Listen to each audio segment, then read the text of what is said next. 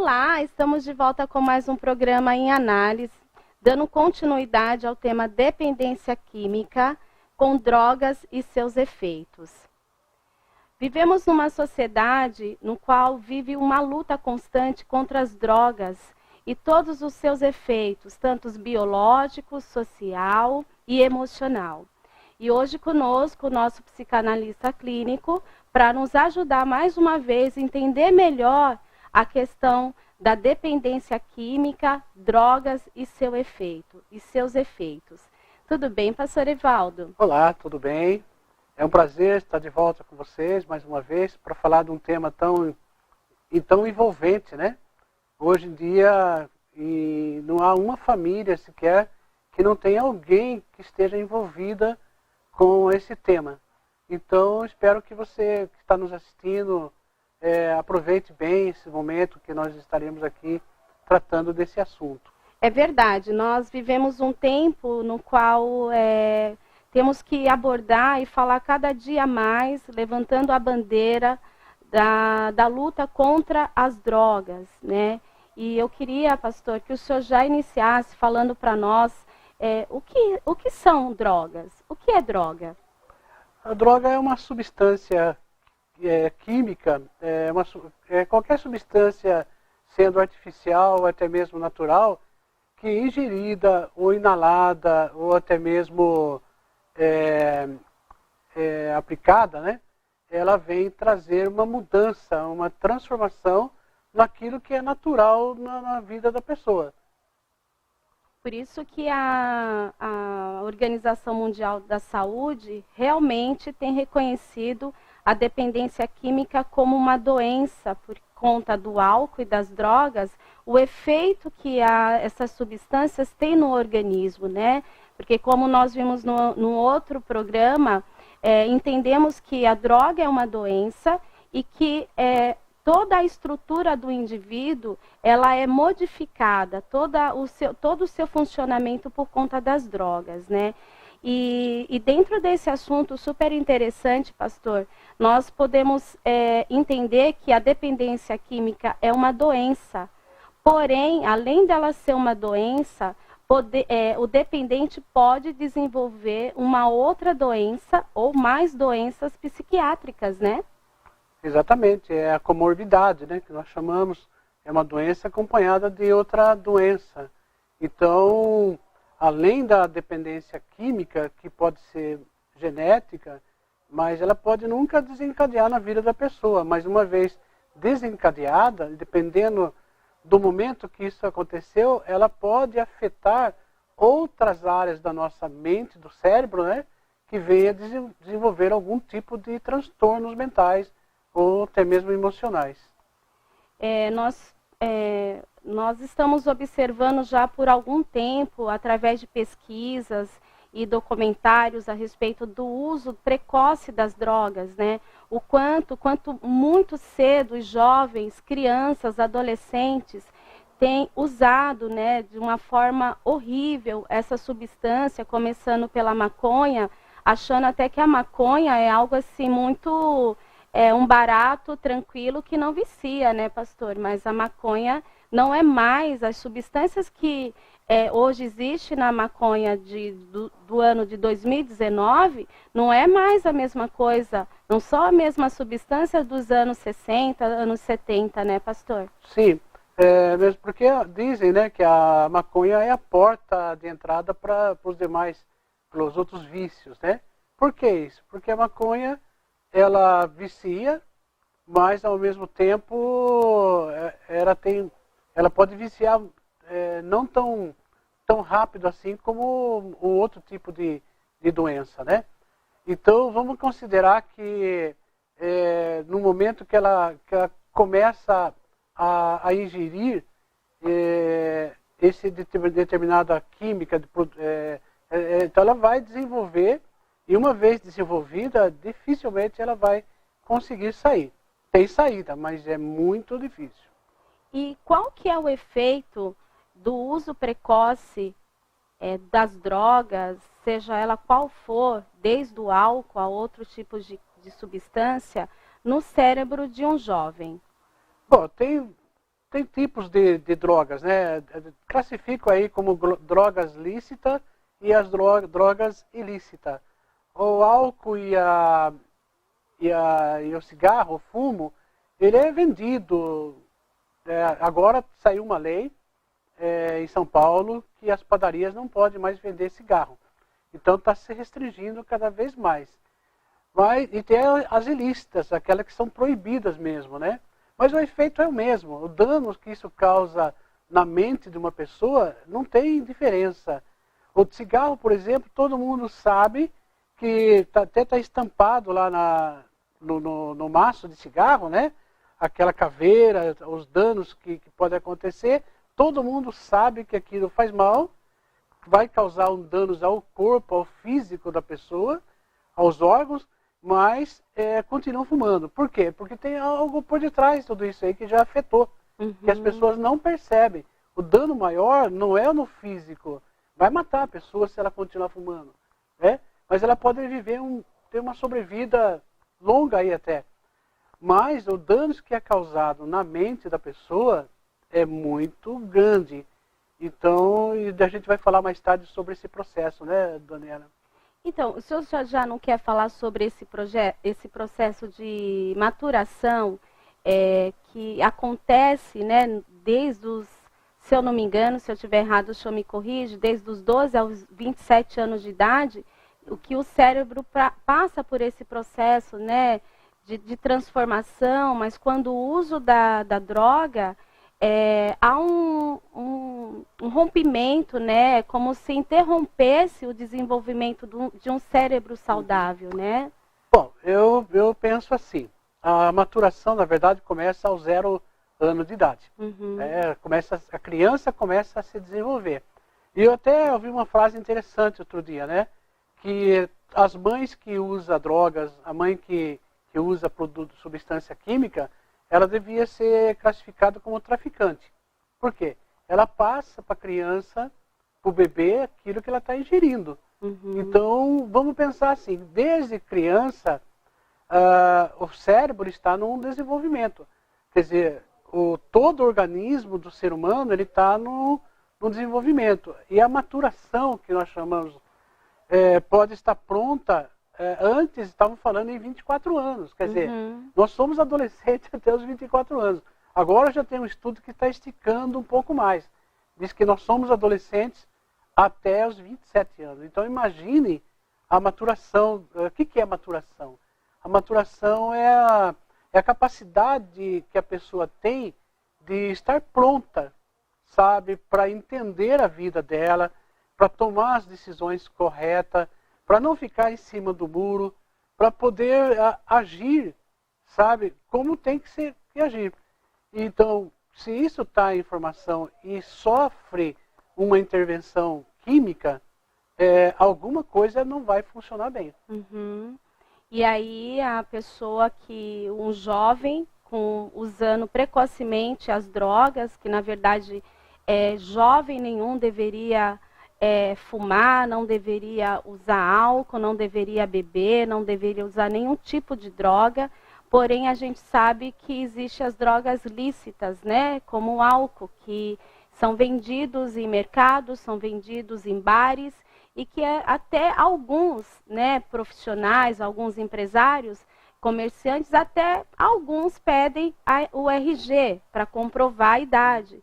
Porém, isso é muito, muito minoria dentro daquilo que se fala de demanda, de usos, né? Então, o álcool é uma porta, né, pastor, para também, além da maconha, o álcool, por ser lícito, pais oferecem. Às vezes a gente ouve pais falando, mas ele bebe comigo, qual é o problema, né? O problema é que muitas vezes aquele jovem, dentro até da falta de experiência e falta do desenvolvimento mesmo no cérebro, ele não está pronto. E sem contar os outros fatores, os fatores genéticos que pode ter uma predisposição para desenvolver, né, além da questão do vício, a comorbidade, né? Sim. Mas isso que você está dizendo, Daniela, a respeito da genética, né, da predisposição, é um pouco controverso, porque já tem uma linha de trabalho, de pesquisa, inclusive, diz que da predisposição para desenvolver uma dependência química, 11% do que foram estudados desenvolveram a dependência química. E 89% não desenvolveram. Olha que interessante.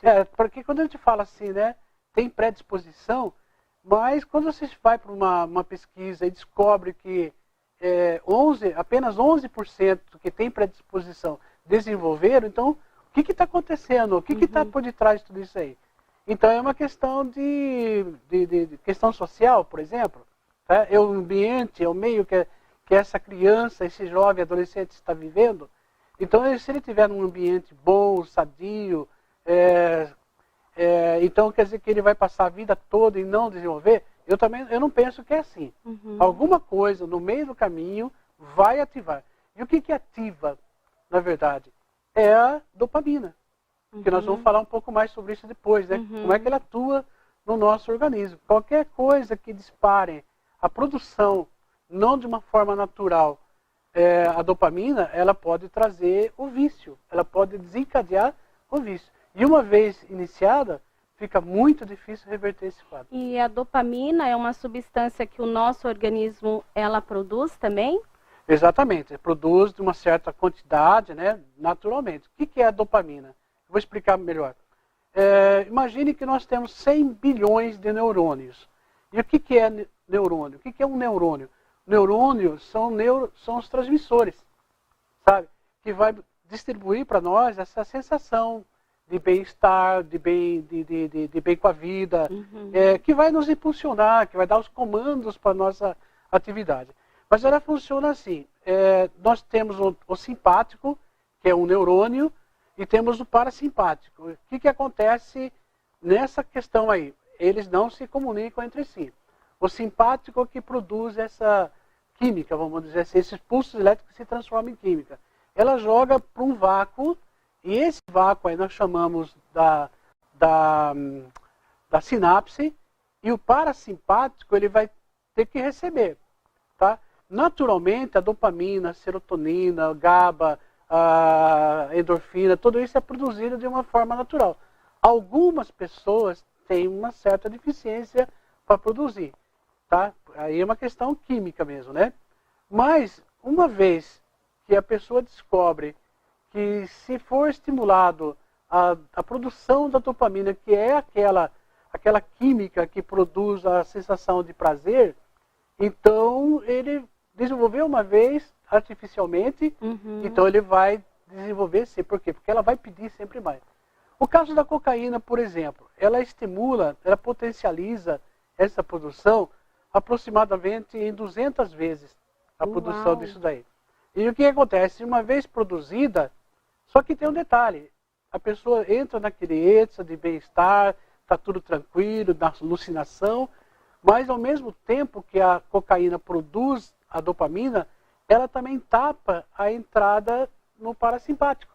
Então, onde vai parar é onde vem o estado deprimido da pessoa. Sabe? Então, todas as drogas que ela vai estimular a dopamina. E a dopamina, só para você ter uma ideia, é da onde está a nossa sensação de prazer. Por exemplo, o orgasmo, ela é liberada, é a liberação da dopamina. Você, no dia que você está meio triste, aí você come uma caixa de bombom.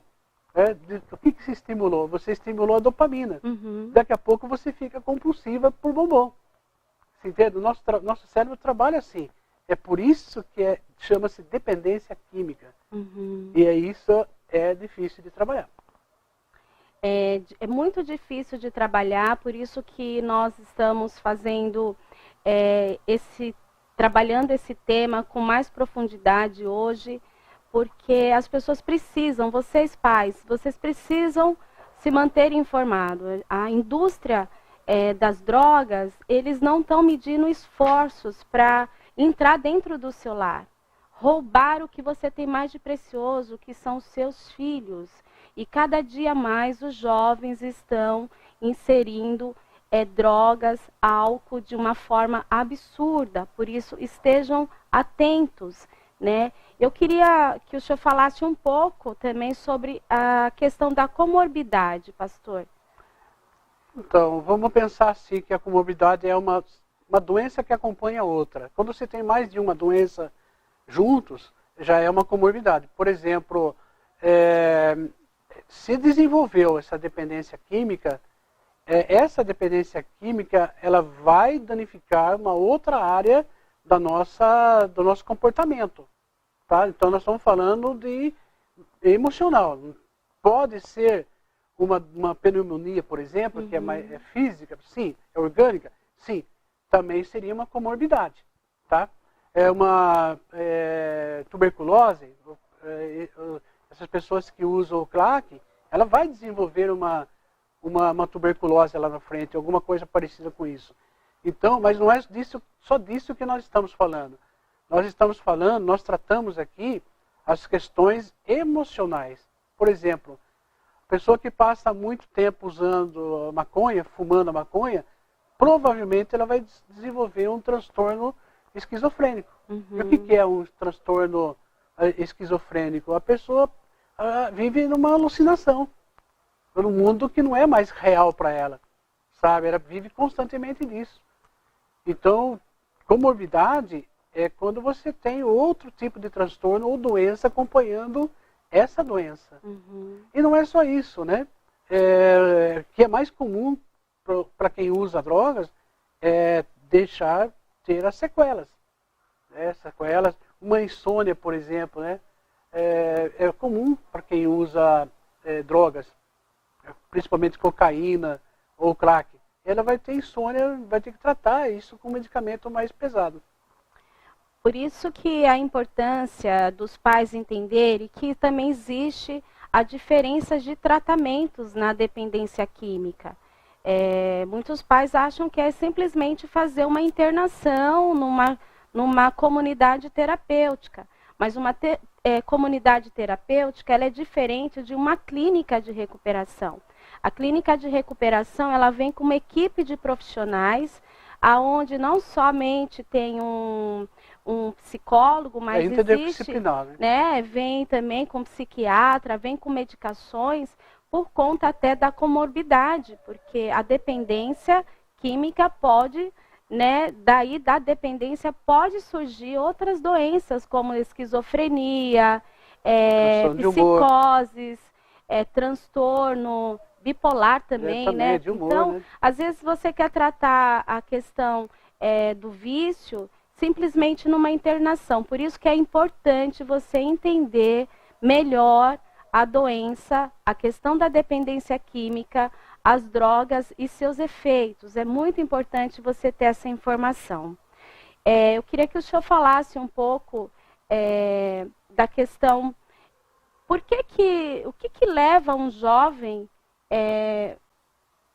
iniciar no uso das drogas?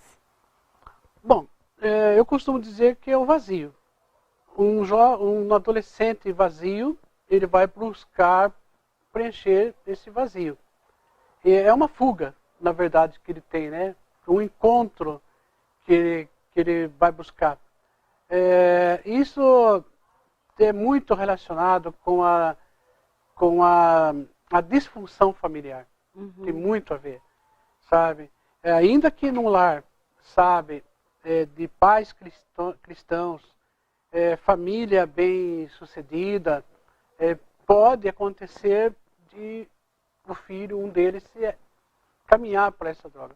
Mas aí já entra uma outra questão que nós trabalhamos na psicanálise, que é a subjetividade da criança ou do adolescente. Como que ele encarou esse acolhimento da mãe desde pequeno? Como que ele entendeu tudo isso? Então, vai influenciar, mas vai chegar um momento que mais influencia hoje é essa distância dos pais. Pais presentes, mas ao mesmo tempo ausentes. Isso faz com que a criança ela se desvie, sabe? Busque outra alternativa. Eu estava conversando com um jovem de 15 anos. Ele não é viciado em drogas, mas ele adquiriu um certo vício. Tá? Ele se viciou nos jogos, videogame. Entendeu? Então, mas ele mesmo não tinha entendido ainda o que estava acontecendo ali. E agora, nós estamos trabalhando essa questão do vício, sabe? E conversando com ele numa das últimas terapias, a gente chegou a uma conclusão, né? Eu perguntei para ele o prazer que ele sentia naquilo. A dopamina também, ela é estimulada através disso, dessa questão da emoção, da aventura, né? Isso dá prazer para ele. Então nós chegamos a uma conclusão, a gente pega o histórico dele e a gente vê pais presentes de corpo, mas emocionalmente pais ausentes. Sabe? Então, quando o pai deu para ele o jogo, o aparelho, né, do videogame, foi onde ele se encontrou. E hoje ele usa esses jogos online, né, para se comunicar com os demais amigos.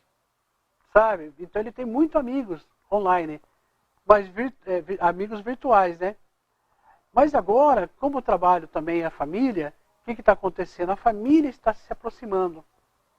Então determinaram que de segunda a sexta ele trabalha normalmente, ele faz tudo o que ele tem que fazer, está indo bem na escola, está fazendo os afazeres dele, e na sexta, para sábado e domingo, ele está livre para fazer os jogos dele. Aí, o que eu fiz? Dentro da terapia, nós estamos tentando fazer ele controlar essa fissura, sabe? Essa abstinência que ele tem durante a semana. Não vai demorar muito, ele vai estar de alta, ele vai trabalhar isso, ele não vai partir para outro tipo de droga. Por quê? Porque nós percebemos que ele é uma pessoa equilibrada, apenas teve essa distorção. Essa fuga, né? Essa fuga. Corrigindo, jamais, não posso garantir, né? Mas a possibilidade desse menino ir para uma droga é muito pequena, sabe? Porque ele entendeu como é que o vício está trabalhando na vida dele. E é por isso que eu digo, né? É uma questão de opção, é uma questão de decisão. Drogas, se pode ter a predisposição, mas sempre a decisão vai ser sua. O poder de escolha é sua. E isso é a coisa mais importante que Deus deixou para nós, ser humano. O livre-arbítrio, o poder da decisão. E muitas vezes nós não decidimos. Nós jogamos a responsabilidade para outras pessoas e deixamos que outras pessoas, o terceiro, né? Outras pessoas decidam por nós aquilo que é um direito que nós temos. Então, se você que está nos assistindo agora, você está começando nessa caminhada, ainda dá tempo, sabe? Não deixa para mais tarde, não, vou experimentar mais um pouco. Não faça isso, sabe? Porque mais tarde, cada dia que passa, é mais difícil de sair. E eu até gostaria de explicar um pouco melhor essa questão da abstinência, né? Quando a pessoa começa no caminho das drogas, começa a estimular esse prazer, o começo tudo é prazer. Ela vai buscar a droga porque aquilo trouxe prazer para ela. Mas chega num determinado momento que ela não busca mais o prazer. Ela busca o aliviar a dor. Porque a abstinência é uma dor tão terrível, é tão terrível que a pessoa não suporta. Ela precisa constantemente estar fora da realidade dela para poder manter viva, vamos dizer assim. E o caminho não é outra, é a morte. E fazendo as considerações finais, eu quero agradecer vocês que têm nos acompanhado, que deu essa sugestão para que nós estivéssemos abordando esse tema sobre a dependência química, drogas e seus efeitos, e também sobre codependência, que vai ser o nosso próximo programa também. Fiquem atentos. Você que tem sido um seguidor da comunidade cristã Rocha Rio Santos, que divulgue esse trabalho.